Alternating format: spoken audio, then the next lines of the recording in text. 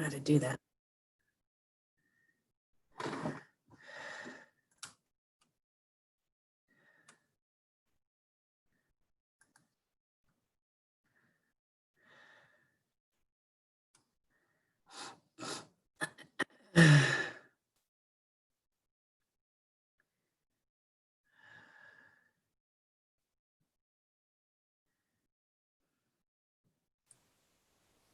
So today we're going to be recording this Zoom webinar, and we'll get started here. And I'm Patty Cox. I am with Government Contracting Advisor at the Missoula PTAC office, and I'm happy to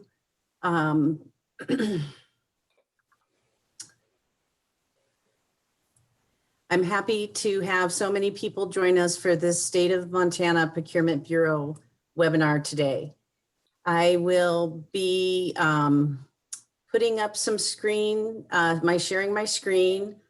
I would just remind everyone to stay muted unless you're, while we're doing the webinar. And also, if you have questions, you can raise your hand, or you can type the question in the chat box, and we'll be happy to answer those questions at the end.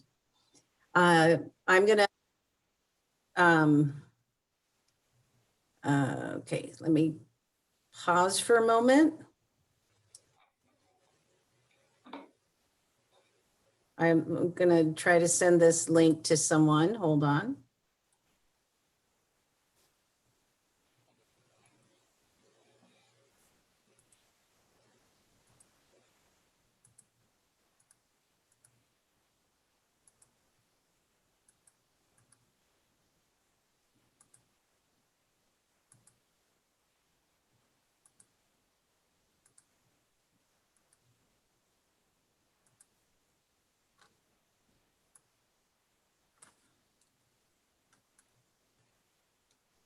All right.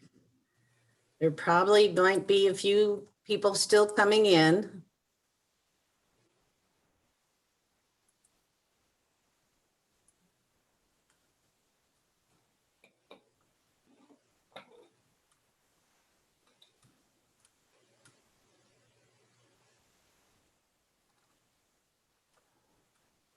All right.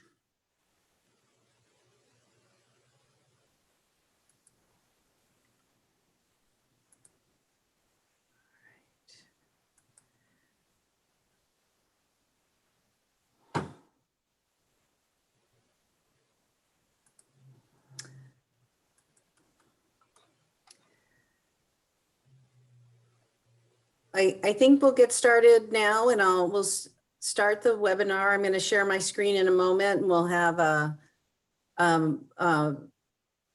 time. If you haven't done so already, you can type your name and your business name in the chat, so we have everyone signed in. And then also make sure you're muted during the presentation. And if you have questions, we'll just take those at the end, and you can type them in the chat box or use the controls to raise your hands, and you can ask questions that way. I'm Patty Cox. I'm with the Montana PTAC, and I'm happy to be here today and to see everyone, and that everyone from the State of Montana Procurement Bureau that's helping out today with this great webinar. I'm really happy about that. And we're going to get started here. I'm going to go ahead and share my screen. Just take me a second. I don't know that I've had enough coffee yet today. So hold on. All right, now go back to these controls.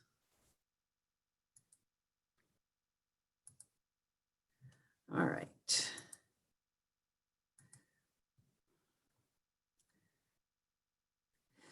So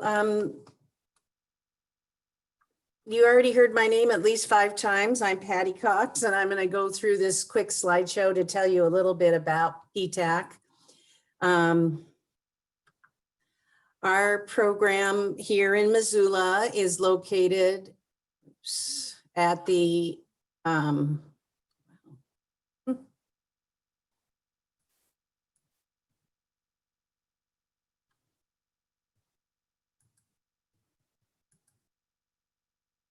Sorry, it was a little glitchy.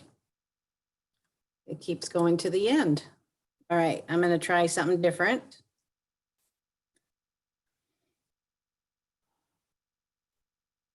Well, that's something. All right. Well, I think I'll just skip the slides today. Unless I might give it one more try. Okay, that worked a little better. Can everyone see my slide? Natalie, can you give me the thumbs up?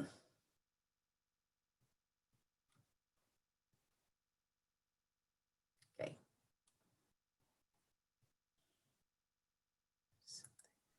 Yep, we can see it. Okay, thanks.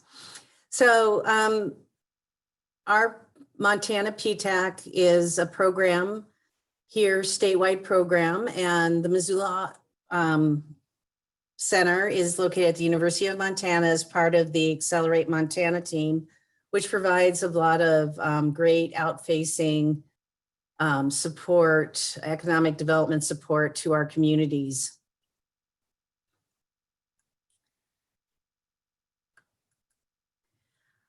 And we have centers all across the state, from Billings to Lewistown to Missoula to Hamilton and Great Falls and Kalispell. So you can find a PTAC counselor close to your business, and we'll be there to help you with your government contracting needs.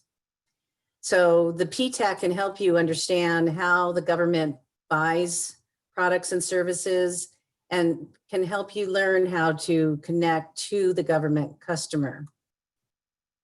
We provide our services at no cost to our Montana businesses, and we're always providing a whole wide range of services, such as teaching you how to do the market research, to find opportunities, helping you with hands-on technical assistance for vendor registrations.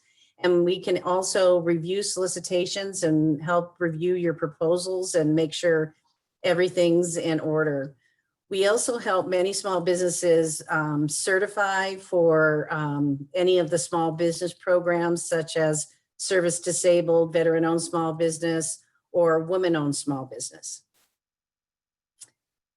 We help you develop your government marketing plan, and we'll cover all the topics from federal contracting all the way to local. And we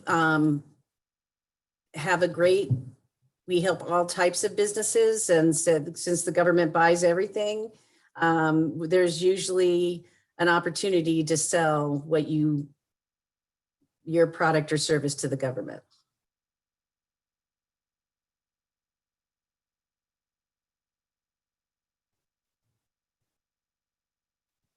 And one of the things we like to just remind businesses about is that the readiness factors. So you have to have capacity and focus for government contracting, and you can take it one step at a time, and that's why PTAC is here to help.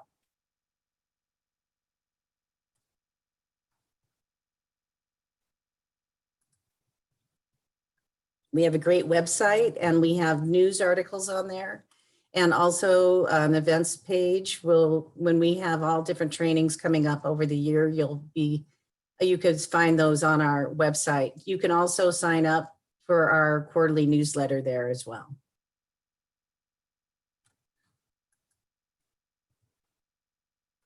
And I think that's all I have to say about PTAC. And so let me stop the screen share. And I'd like to introduce Natalie Petersey. She's with the state of Montana, and she is a procurement training specialist. Natalie has been great to provide the support for these webinars, and also provide support to all our PTAC clients. We often work and collaborate with the State of Montana Procurement Bureau. And so I'd like to welcome Natalie. Thank you.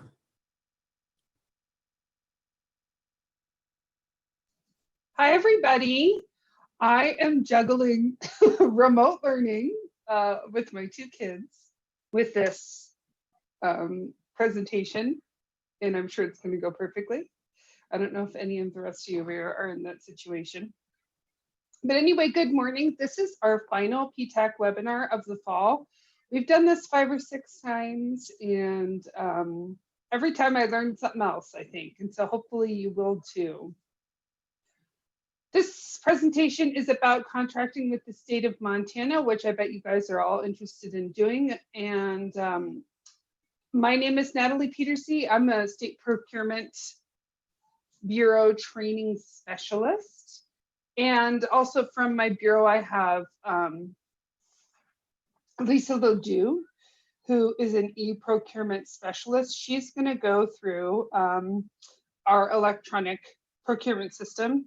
And I've got Rhonda Grady on the line, who is a contracts officer, to answer any really detailed questions. I've also got Colby Manderley, who's a procurement supervisor over at the Department of Transportation. And I'm pretty sure I saw Maggie Metzger sign in. She's a business development specialist who's going to talk about some special programs there. I'm going to talk a little bit about what procurement techniques are at work here and how. And then what goods and services the state of Montana is looking to buy, who buys what, some specifics of contracting with the Montana Department of Transportation, the DB and SBE programs. And then we're going to look into our EMAX system, which is electronic Montana Acquisition and Contract System, where you can find bids and proposals, how you can register as a vendor, and how you can respond to things. I'll share some resources. I'll share these slides, and I'll share a handout, and we will also be here to answer your questions. If you can save them to the end or type them into the chat. So some important things for you guys to know about this, how the state goes about doing business, is that we have agency purchasing thresholds. So the purchases of any item that is $5,000 or less is considered a small purchase. And you know, the agency can do that directly from the vendor or buy a good directly, sort of at our discretion. Purchases of services above $5,000 and below $25,000 are called limited solicitations. And an agency may purchase the service using kind of an informal process. It still needs to be documented, but it could be 3 written or oral quotes. So an agency can go look out and do kind of an informal market research for services. And the same thing is true for goods. When purchases of services goes over $25,000 or purchases of goods goes over $50,000, agencies must use a formal competitive procurement method to purchase that service. So the formal procurement methods, formal solicitations, first one is invitation for bid. That's easy. The lowest bidder wins, okay? When an agency knows precisely what supplies or services it wishes to purchase, the award is based on the lowest cost. Request for proposal is a little more complicated, RFP. That's used when an agency needs to consider different factors in addition to cost. And so then the award is based on evaluation of different criteria, like responses, staff qualifications, experience, methods, and cost. And then we have a sole source, and that's used by an agency when there's no equivalent good or service. The compatibility of current goods or services is the paramount consideration, or there's only one source available. So the example I keep giving is Bureau Chief over at Agriculture was telling me she had a sole source purchase of this specific piece of equipment that fit on a specific truck that they had that was used to recycle contaminated herbicide and pesticide containers. It cleaned them and turned them into these little pieces that people could line, that could be used to line the beds of gullies and ditches and stuff to stop erosion. So that's an idea. That's an example of something very unique. Commonly purchased items we see: vehicles and heavy equipment, office supplies, office furniture, maintenance and janitorial products, computer equipment, clothing, fuel and propane. And then the services you see commonly: IT services, janitorial services, weed spraying and fertilization, tree thinning, auditing, environmental services, marketing services, wireless communication services. So where to find bids and proposals? You can go to bids.mt.gov, and we will also walk you through this process at the end of the presentation, so don't worry. I'm going to introduce Colby Manderley. He's the purchasing supervisor at the Montana Department of Transportation, and he'll give you a real clear idea of how they do things in their neck of the woods. Well, good morning, everyone. So I like to preface this presentation with just a quick intro and overview of MDT. So of course, when you think of MDT, you probably think of snow plows and road construction, but we're much more than that. We work with a variety of vendors, and we have a lot of diverse needs. So we definitely appreciate the opportunity to speak about who we are and what we do. MDT's mission is to serve the public by providing a transportation system and services that emphasize quality, safety, cost effectiveness, economic vitality, and sensitivity to the environment. And we achieve this with nearly 2,200 employees, which include, among others, transportation planners, historians, chemists, fiscal specialists, mechanics, motor carrier enforcement officers, of course, those snowplow drivers, and engineers. Our responsibilities include road and bridge design and construction, highway maintenance, motor fuel tax collection and enforcement, materials design and testing, public transportation, rail programs, general aviation airport planning, and again, that impending winter road maintenance. So, in addition to typical highway infrastructure, MDT owns and operates 15 airports. We own 1 railroad, and we administer federal funds for 36 of Montana's 40 general public transit providers. And then additionally, we own and operate 35 rest areas throughout the state, most of which we procured caretaker services for. So as you can see, we have a lot of needs, and we rely on the vendor community to help us achieve that, our mission. So thank you for being here. So right here, we've got a list of 3 main areas at MDT that are responsible for bidding and contracting. So these 3 fall under different statutes with different bidding and contracting requirements. The Engineering Construction Contracting Bureau is responsible for letting all highway construction and reconstruction projects. These include design build projects where both the design and construction phases of a project are solicited together. Other unique contracting methods include CMGC, or Construction Manager General Contractor, where the contractor is hired very early and assists in the design and cost estimating stages.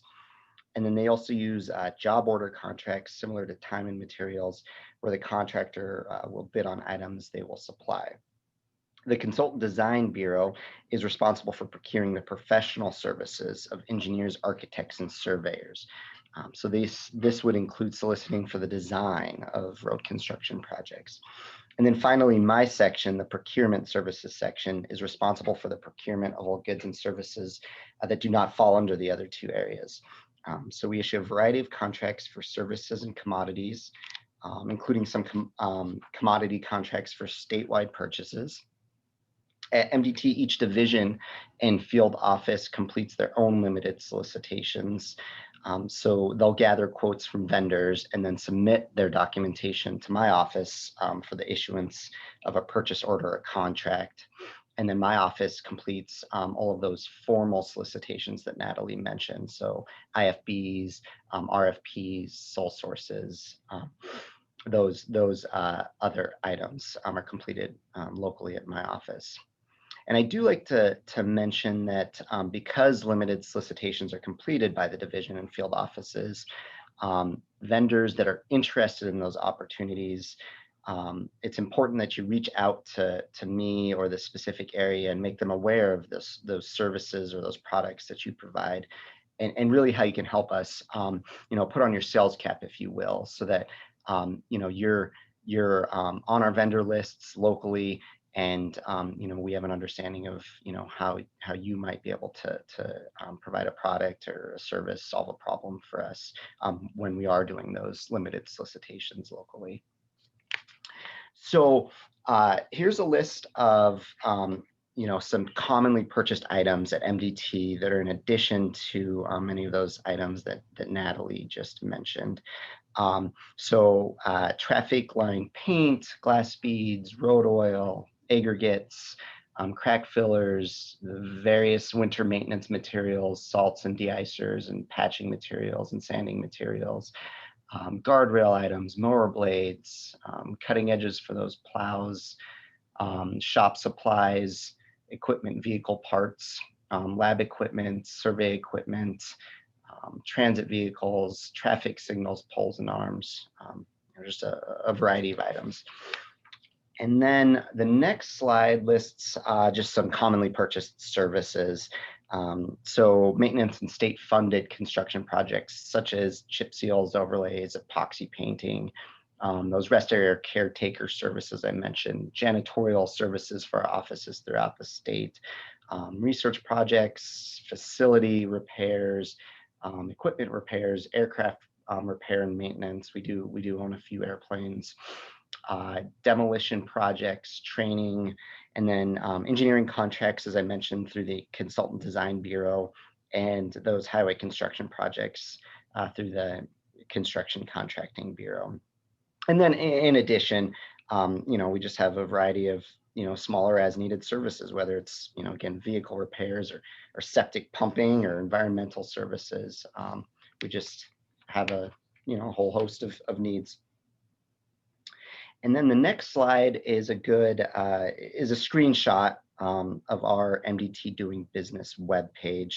So this is mdt.mt.gov/business. And we have links to all of the mentioned contracting and bidding areas at MDT. So the alternative contracting, those are those design build projects, links to upcoming projects as well as currently advertised projects. Then the civil rights link includes some DBE information and SBE information. The contracting and bidding for highway construction projects. We will drill down on this page in just a moment. The design consulting are those professional services solicitations that I mentioned. Those are located here, and we also do post those to Emacs. And then the supply and service vendors includes information on general bidding guidelines and links to Emacs for current solicitations for all those other items that are done through my shop. And then all of these links include contact information, including the ability to request notification of solicitations or lettings. And then on the next slide, if we drill down into the MDT highway construction projects, this page includes good information for contractors, including both primes and subs. So the left section in yellow includes important announcements and projects they're looking to highlight. And then upcoming projects and preliminary packages are listed in the next section. This includes the letting schedule. Typically, there are 1 to 2 lettings per month and an average of 18 per year. And then the next section includes current invitations for bid and related information. This also includes the plan holders list, which allows a contractor or subcontractor the ability to see what subcontractors or what contractors have pulled plans for a specific project, which can be a resource for a sub looking to be proactive and provide contractors a bid early in the process. So for example, maybe a project requires some fencing or tree clearing, and a subcontractor that provides those services could reach out to bidding primes to provide their subcontract bids. This also includes a contractor list where you can search for registered contractors and contact information. And then similar to our Emacs system, there's a Q&A forum where all questions and answers are posted for current lettings. And if you register using the contact information on this page, you will receive notification of those bid lettings. And then the right column includes some good historical information on previous awards. So if you are interested in further information on highway construction, please contact me after the presentation. Appreciate your time. Thank you. I'll be available for any other questions at the end of the presentation. And up next, I believe we have Maggie to discuss the DBE and SBE programs. Hi, this is actually Shannon Hahn, not Maggie, and I'm going to talk to you a little bit about the DBE and the SBE programs. So the DBE program is basically the Disadvantaged Business Enterprise Program, and what that does is certify small women-owned and minority-owned businesses in the state of Montana. The SBE program is a program that is basically for a husband and wife team or two white males that are 50-50% owned. So the Disadvantaged Business Enterprise Program, you have to be 51-49. So if you're a husband and wife, the woman has to be 51% owner and control the day-to-day operations. And in the SBE program, it can be 50-50. So that's basically the difference between the two. The DBE program is a federally mandated program with federally funds. The SBE program is federally mandated program, but with state funds. So the difference between the two is basically federal and state funds. Both the programs mimic each other in that they have the same criteria. So for each program, we offer free training throughout the state. And on the 7 reservations, we also offer a directory for anybody that's certified. So we are the only small business directory in the state of Montana. So if you want to be recognized as a small business or a minority or woman-owned business, we are the only certifying agency in the state. We not only certify highway-related businesses, but we also certify any small business interested in getting certified.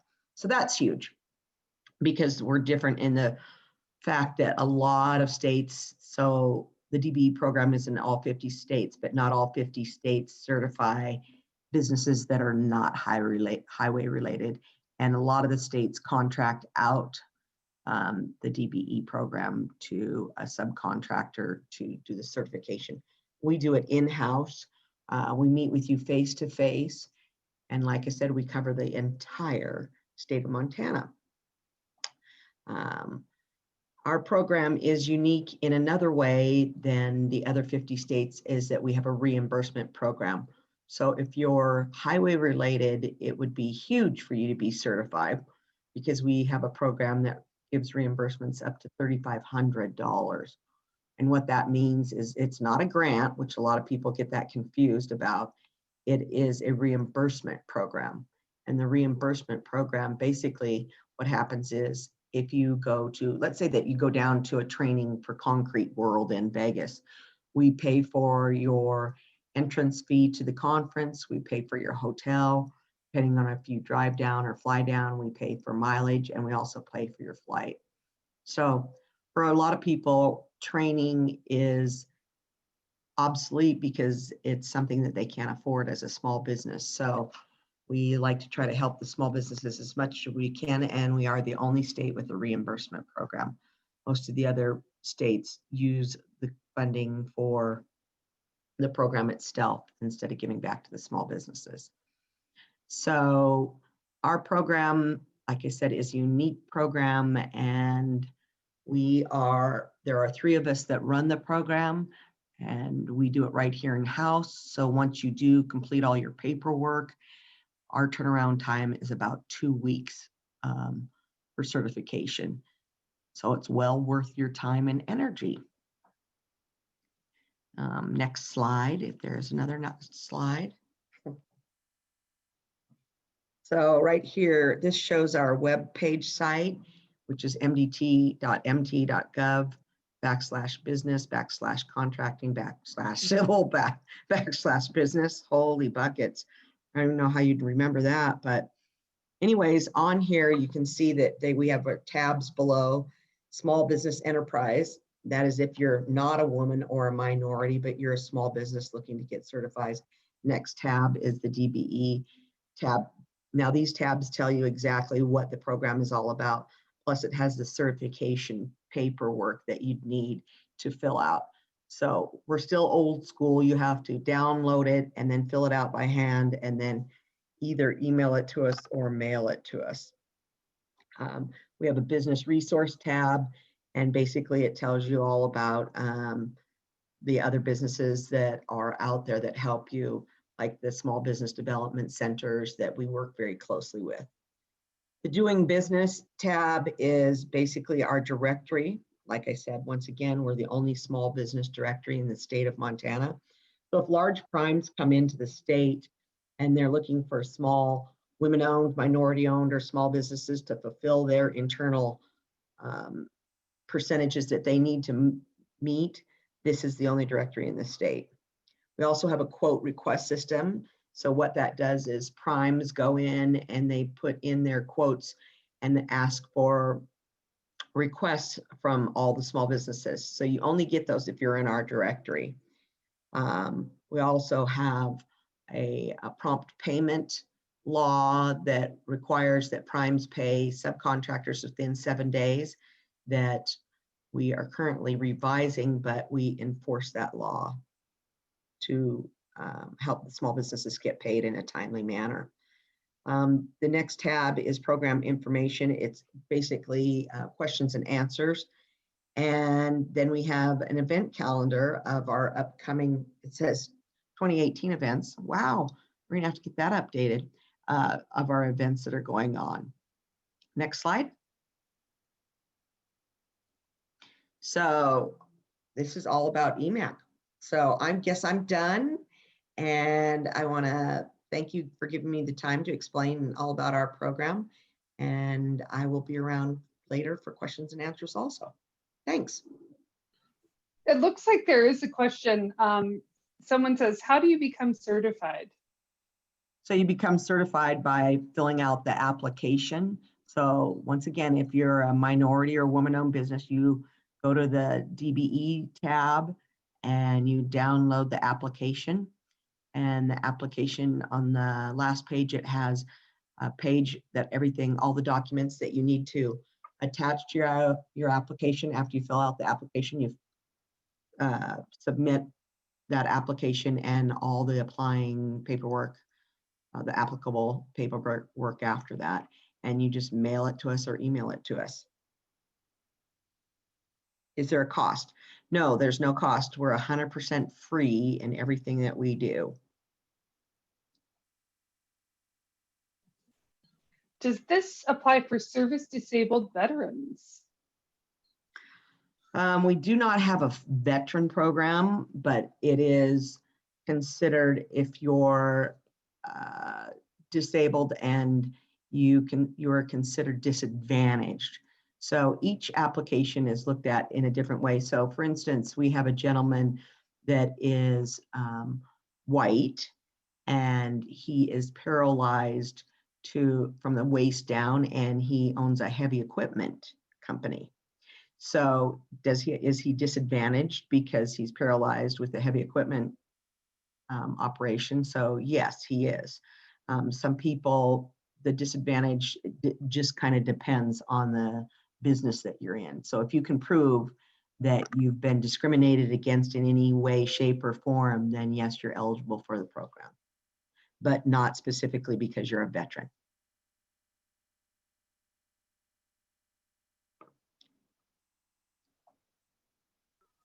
Well, thank you.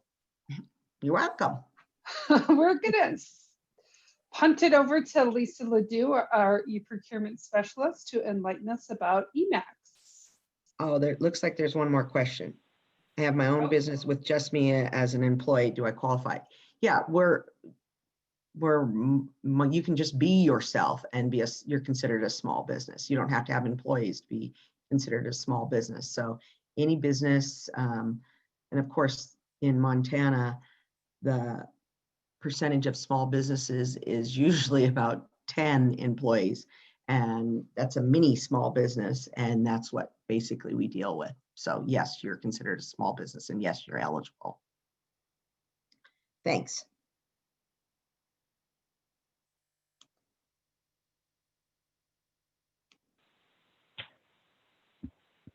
All right, so I guess I will jump in here. My name's Lisa Ledoux, and I am with the State Procurement Office and the EMAX unit. And I usually work the help desk and do various other projects. So if you call in, it's either myself or Justin Harris, who is really great.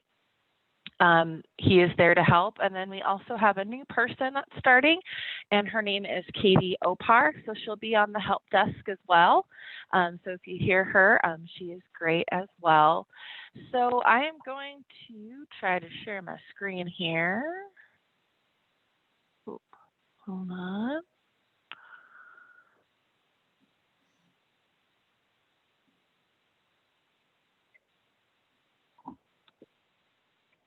Okay, so here, so what I'll kind of be going over is one, where to find different solicitation or events, also where you as a vendor, what resources that you can use, and this is just for, you know, the state procurement website and the state program EMAX. So, and then I'll also kind of do a high level overview of how to register. I'm not going to go through all the details, but I'm just going to point out a few things just to keep in mind to make sure that you're doing so you can get registered and you don't have any hiccups. So the first thing here, as you can see, this is the state procurement website. So here we have a lot of different resources for you guys. Under vendor resources, there are a few different items. So I'll just kind of go one by one here. So the agency procurement contact. So kind of like Colby was saying with MDT, if they're doing a limited solicitation and you know that you can provide a service potentially, but you just don't have that contact information, you can come here, and whatever agency that you're looking to potentially work with, or, you know, if you know that there's something, all of their agency procurement officers are going to be listed here. So we'll just kind of go down to Department of Transportation. And so you can see here, Colby's information is right here. So you can always just send them a quick email, give them a call, if you know you provide a service that they may be able to use. So this is a really good resource if you're looking to kind of just reach out and let you know, the agencies know that you're out there. Another tab is the contracts awarded.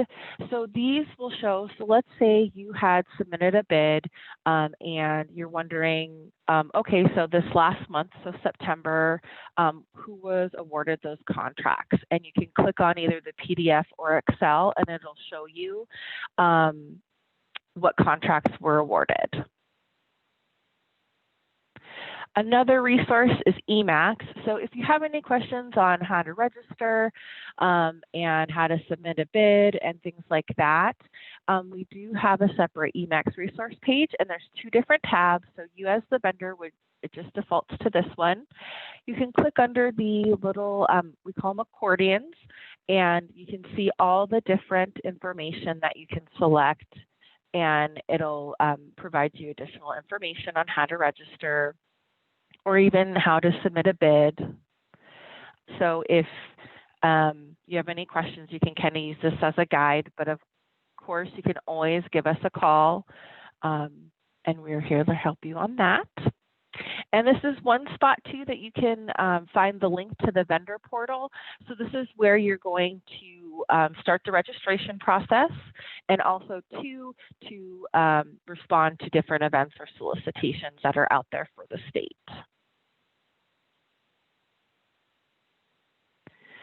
And then there's just a couple other different resources here. This kind of talks about, you know, the DBE that MDT puts on. So it has a link there and just a few other items on there if you want to read through that. Another great tool for you guys as a vendor to kind of see what is coming up for different solicitation or bids.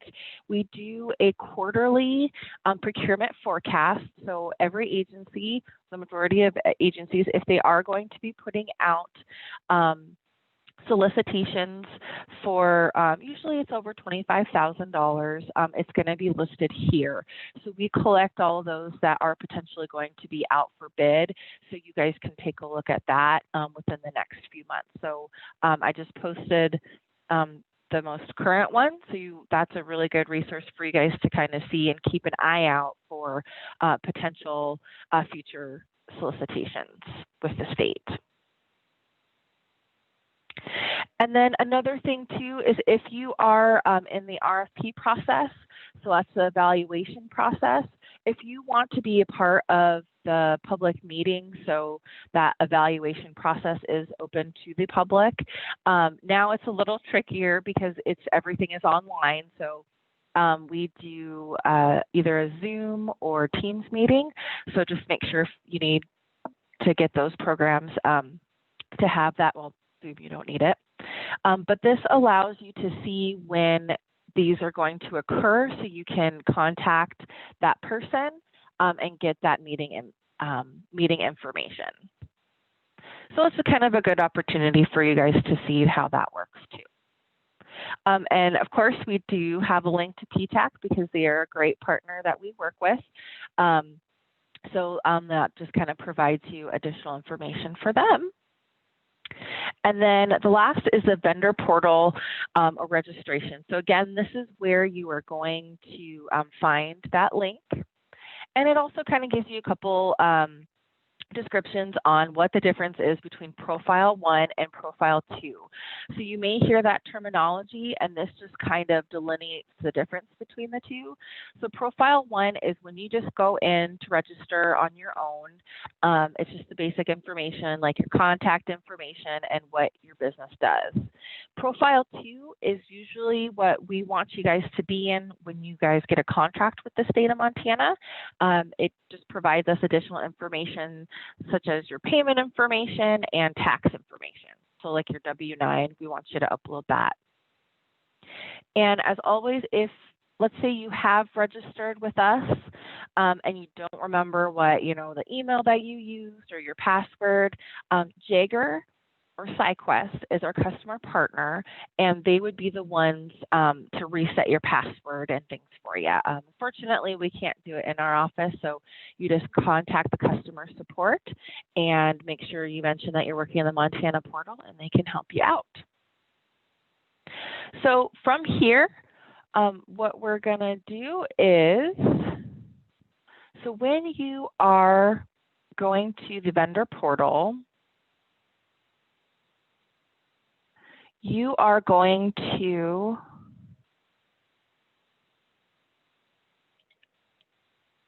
come to this main page, and this is what it will look like. So what the first thing you're going to do is just type in your email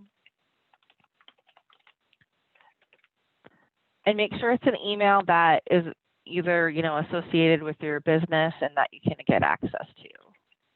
I know that's silly to mention, but sometimes it happens. And so on this one, you can see, okay, this is already registered, so I'm just going to go ahead and you can put your password in. But let's say I haven't registered before. So what it'll do, it'll say, hey, it doesn't look like you have an account. So you're going to want to create an account. And so it'll actually go through step-by-step instructions. So sorry about this, technical difficulties here.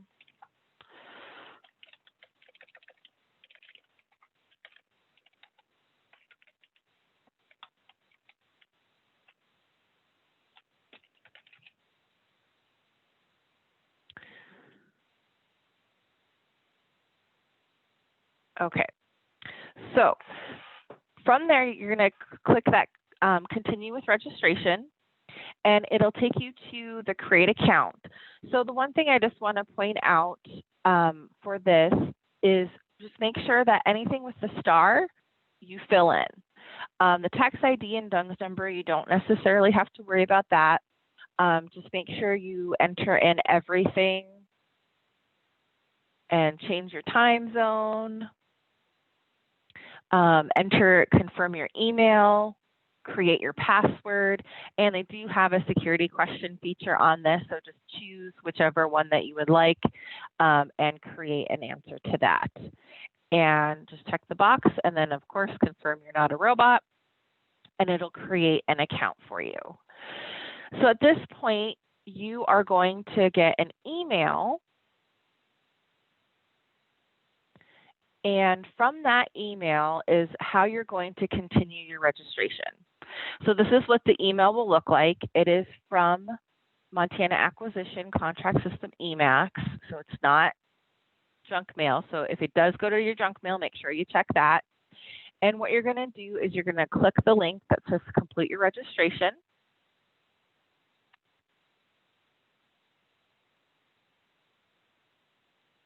And of course, technology is a little slow.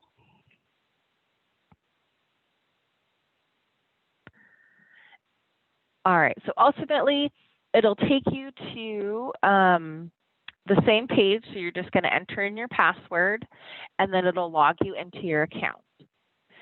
So when you first get in there, it's going to provide you with a little welcome message. If you have any troubles, or if you like to have step-by-step guides, you just click here, and it'll provide you with a PDF for a step-by-step guide. But what you'll do essentially is just walk through each of these tabs here: company overview, business details, and just, again, anything with a star, make sure that you submit a response to those. So in this case, this profile or this registration is considered a profile 2. And how you know the difference is that it's going to require your tax number. So when you're in profile 1, or if you're just starting out getting registered, it's not going to ask you for this. So don't panic if you go in to register and you don't see this. That's okay. Just fill out all the information that's needed with the stars. And if you're not sure on something, the great feature about this is that it has a little question mark, and it'll provide you additional details on that. So one thing I do want to point out on this page too is if you do enter in your tax number, do not put a dash in there. It will create an issue and it won't let you go forward. So just remember, tax ID, if you do have to enter that in, no dashes. And then, like I said, just kind of go through each of these tabs. And under the business details, this is where you're going to put what we call a commodity code that best or as closely represents your business. So a lot of these are really broad, as you can see here. This is building and construction, lease, rental. So a lot of them may not seem like it'll fit. So just kind of put a couple different commodity codes that you feel fit your business the best. Again, if you have any questions on that, you can always call the EMAX help desk, and we can help you kind of navigate and choose which one that best suits your business. And so on this one, this essentially allows the system to send you out notifications of upcoming potential bids that are out there with the state of Montana. So when we create, or the agencies create their events or solicitations, they choose commodity codes that solicitation is related to. So if a solicitation goes out and they include this building and construction code, you're going to get an email or notification letting you know that there's this event or solicitation out there. So that's why the importance to have this on here, that's why that's there. Addresses, you want to make sure that you have at least a fulfillment and physical address entered in. If, again, you are in profile, if you're requested to register as profile 2, there's just this additional remittance address that is needed. And ultimately, how to get those specific address types, you need to click on Add Address. And down here, there's check boxes. So you want to make sure that, let's say if you didn't have remittance, you want to make sure that's checked. And you go through this little 4-step wizard to add an address.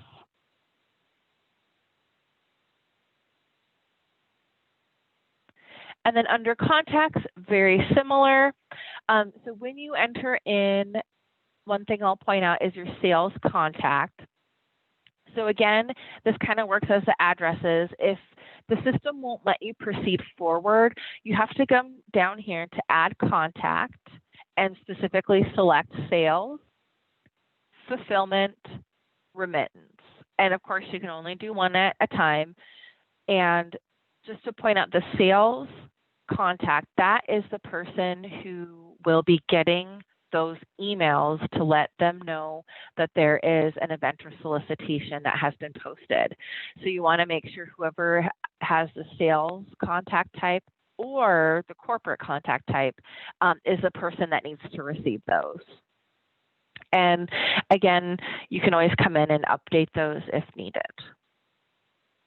But usually addresses and contacts is where a lot of people get hung up on because they forget to, or it's not quite intuitive. You have to come in and specifically select the type.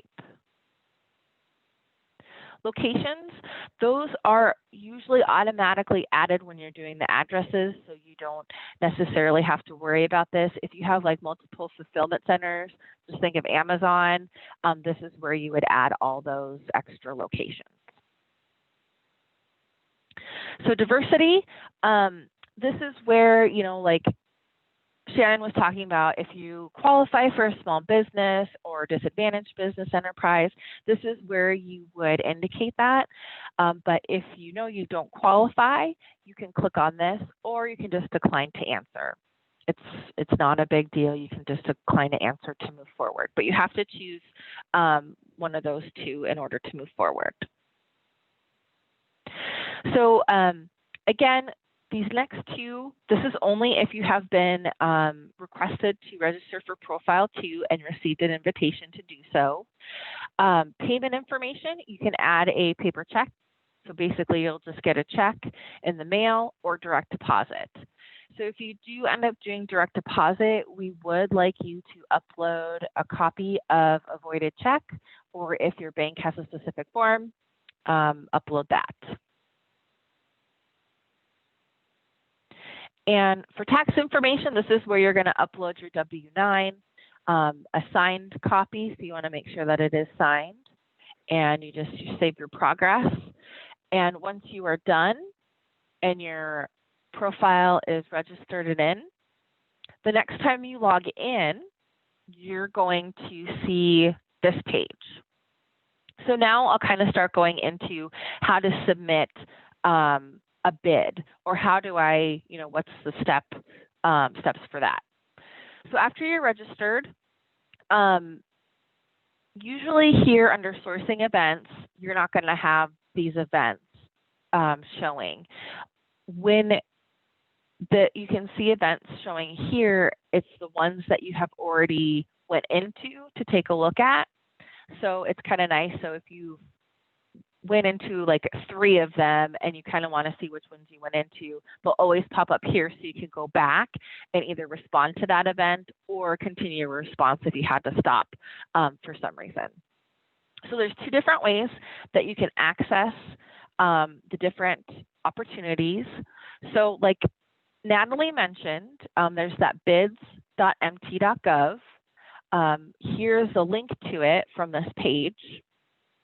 So you can access it from your vendor portal, and it'll show you all of the different ones that are currently open.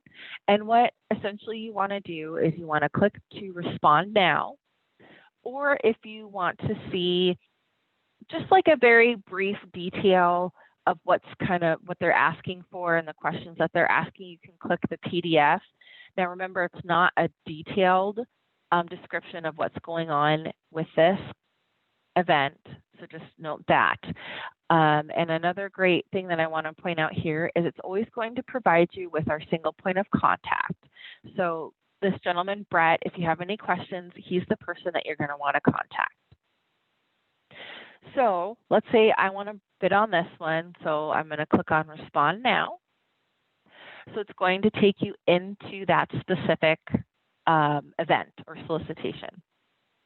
So here, a couple things that I want to point out is up here, you're always going to see the status of the event. So it's open.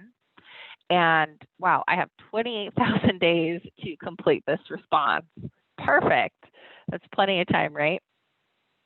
And then here, you want to pay close attention to the time. Most of the events or solicitations, they close at 2 p.m. on that day.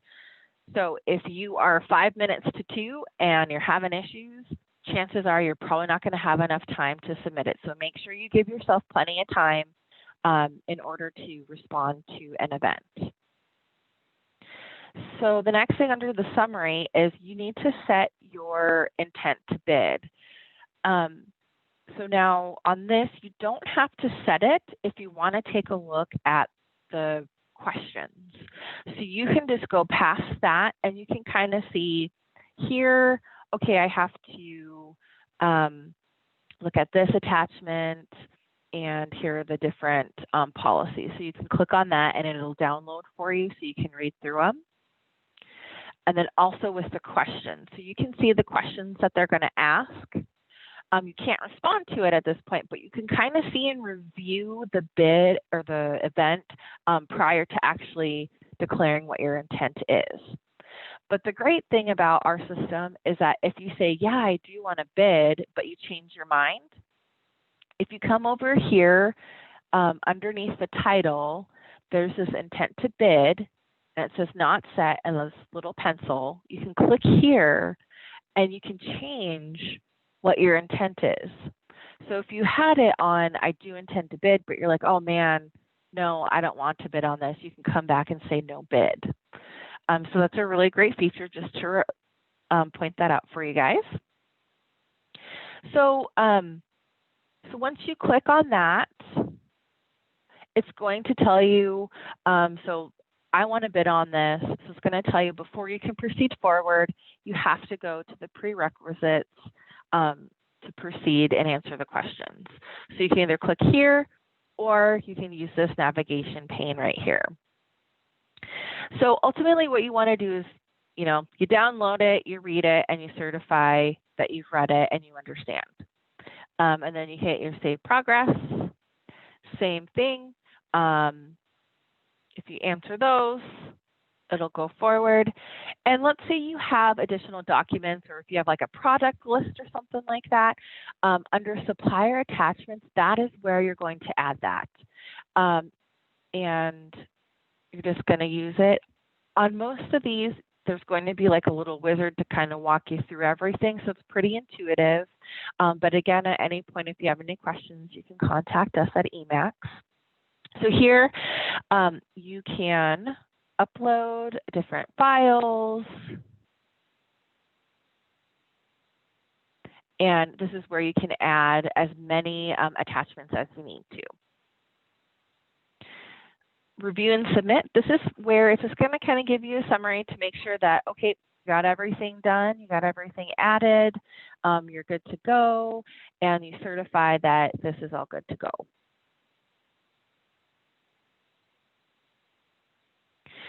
So you have submitted your response, you're good to go on this, but let's say, a couple of days later, you're like, oh man, I have a couple questions on that. I'm not sure if I did something right. One, you can go here and contact the single point of contact that we have, or if you think that, other people may have that question, you can go to the Q&A board. So here you can see all the questions that have been posted and the answers. On this tab, these will be the questions that you have asked. So you'll be able to see those there. And how you ask a question is up here is this little button. And if you don't see that button up there, it means that the Q&A board has closed. So you can't ask any questions via the Q&A board. Usually we'll redirect you to, again, that single point of contact to ask questions. But for the most part, if the Q&A board is still open, the single point of contact will probably direct you there to let you know that. And if you, again, have any troubles, just call us and we can walk you through that. But ultimately, that is how you submit your response. And there's a lot of different, so each solicitation will be different.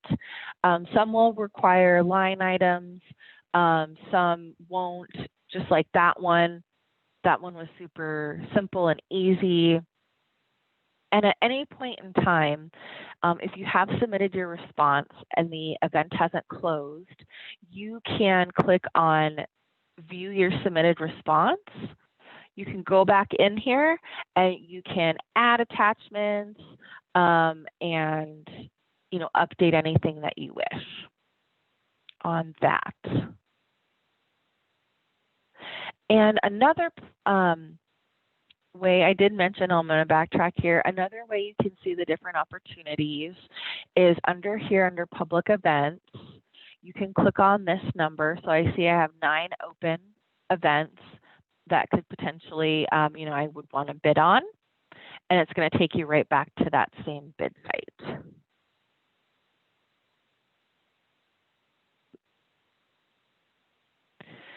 And on this page, this is the home page.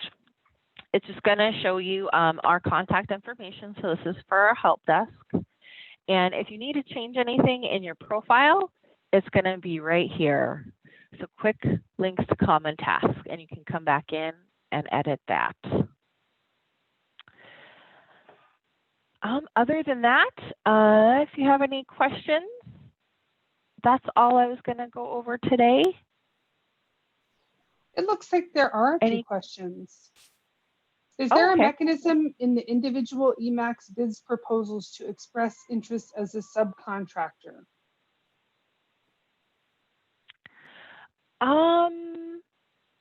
No. So really the only, you would have to contact the agency to really say, hey, you know, I provide this service. But also too, one thing is if you are registered in our EMAX system, sometimes the person who is creating the event may jump in our system to see what vendors are out there that do like a certain type of business, but there isn't a specific thing like you're talking about. Thank you. And then is there required paperwork to procure a contract with the state, like work comp exemption, general and professional liability, registered with SOS, etc.? Good question. So that is going to be dependent on each contract.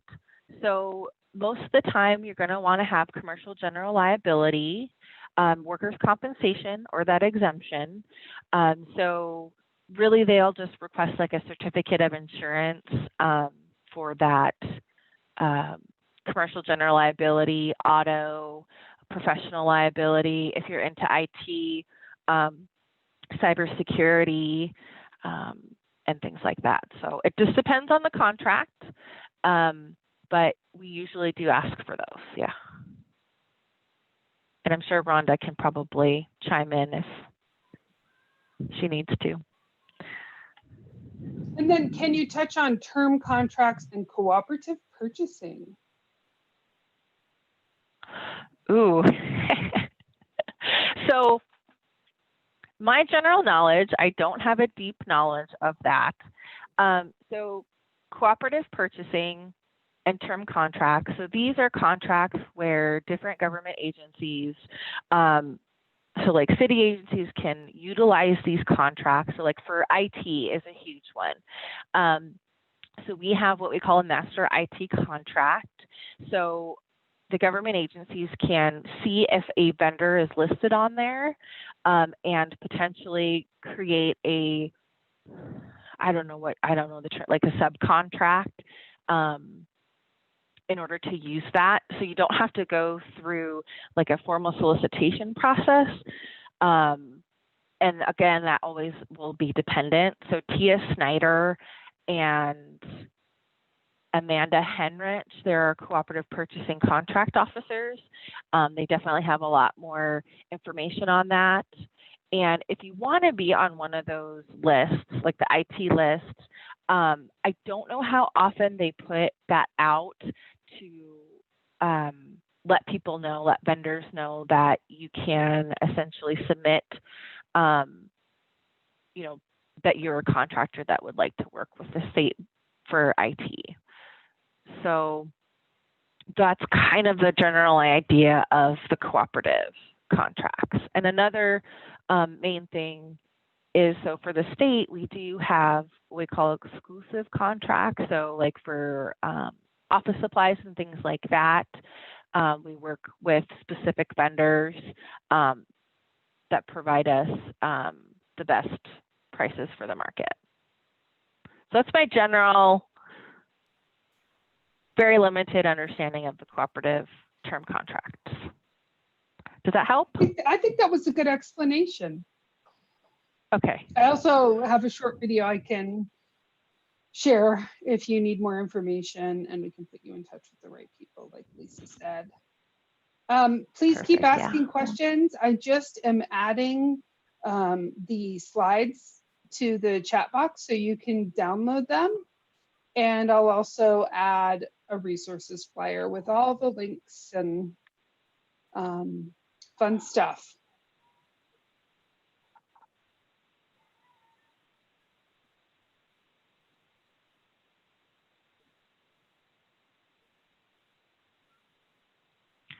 Oh, so Leah, I think you said for work comp exemption, can you use an email from DLI stating you are exempt, or do you have to have the certification? We do want to have that certification. So just a copy, you can email it to the contract officer, just a copy of that certification.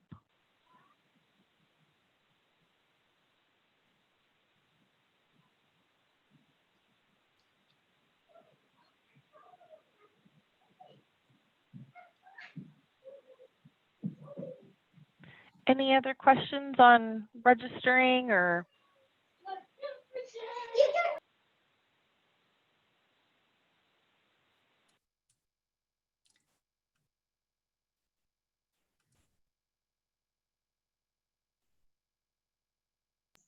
Well, I just want to thank everybody from the State Procurement Bureau, and make sure you reach out if you need us. Great. Thank you, Natalie and Lisa and Colby and everyone that helped participate in this webinar. We are going to post the recording at our YouTube channel. That's the one for the PTAC. And if you haven't done so already, can you type your name and your business name in the chat? And that way we know that everyone that attended, and that really helps us out for our reporting that we do for all our trainings. And the other, I'm going to try to grab the link to the YouTube channel. We do have some other videos posted there of other webinars as well that are free to watch. So I'm going to copy that, and let me just put that in the chat if people want to have that. I think that should work. And if there's no more questions, I just think that's great that everybody could come.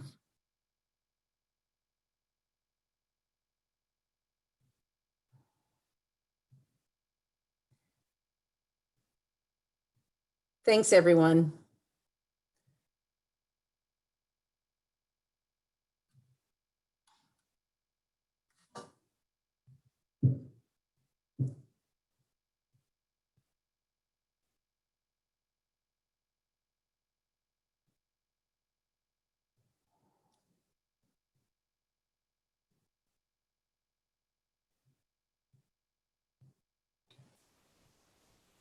Thank you. Thanks for coming, Susan. Nice to meet you. Nice to meet you too.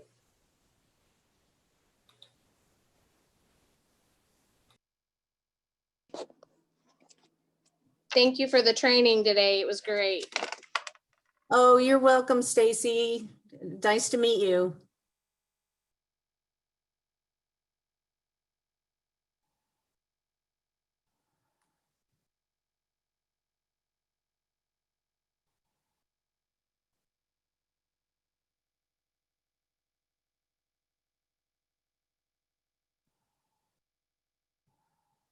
Thanks for coming, Gabriel.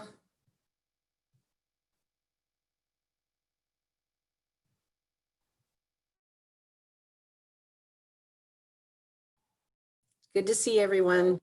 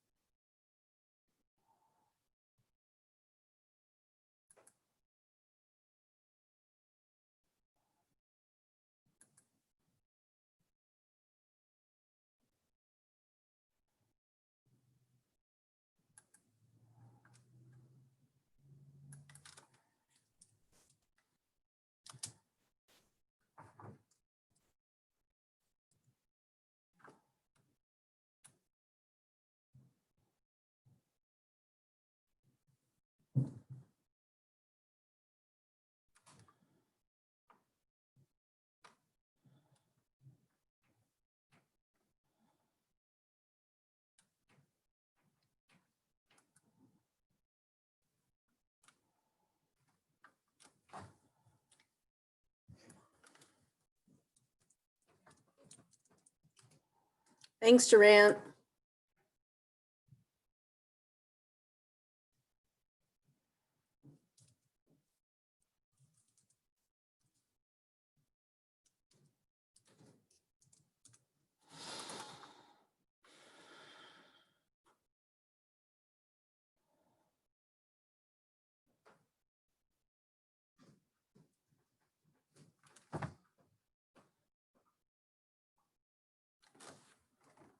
I'm all done, so. Oh, okay. I'm just gonna shower and stuff.